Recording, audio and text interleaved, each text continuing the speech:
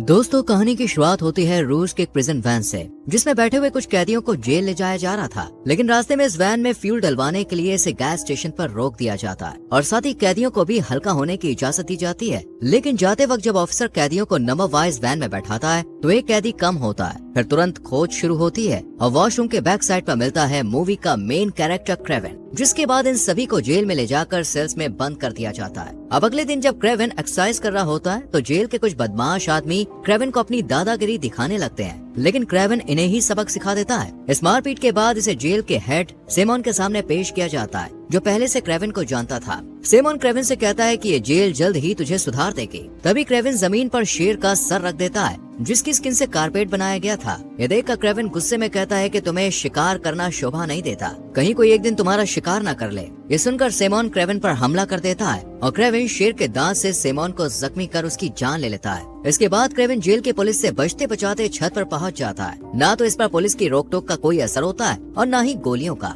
बड़ी फुर्ती से क्रेवेन जेल की ऊंची दीवार को लांघ कर दूसरी तरफ आ जाता है, जहां इसका दोस्त हेलीकॉप्टर में से बैठाकर यहां से दूर ले जाता है। यहाँ बड़ा खुलासा होता है कि क्रेवेन असली कैदी नहीं था, बल्कि ये खोए हुए कैदी की जगह आया था और साइमन को मारकर यहाँ से भाग गया। यहाँ से कहानी पास्ट में शिफ्ट होती है, जहाँ हम 12 साल पहले क्रेवेन और उसके छोटे भाई दिमित्री को स्कूल में देखते हैं। इनके फादर निकोलाई इन्हें लेने आते हैं और इन्हें लंदन से न्यूयॉर्क ले जाने लगते हैं। रास्ते में निकोलाई इन्हें बताता है कि तुम्हारी मदर की डेथ हो गई है। काफी समय से वो मेंटली अनस्टेबल थी और उन्होंने खुद को ही खत्म कर लिया है, जिसका कसूरवार क्रेवेन निकोलाई को ही मानता है, क्योंकि अगर निकोलाई ने अपने बिजनेस से ज्यादा फैमिली पर ध्यान दिया होता तो आज इनकी मदर इनके साथ होती। हालांकि निकोलाई इसे भगवान की मर्जी बताता है और साथ ही ये भी कहता है कि आज मैं तुम दोनों को अपने साथ शिकार पर ले जाने वाला हूँ। इसके बाद हम कैलिप्सो नाम की एक लड़की को देखते हैं, जो अपनी नानी के साथ बैठी थी। ये अपनी नानी की तरह टैरो कार्ड रीडर बनना चाहती थी। इसके लिए नानी से 3 कार्ड और एक कांच की बोतल देती है, जिसमें एक जादुई नुस्खा था, जिससे किसी के भी जख्म भर सकते हैं,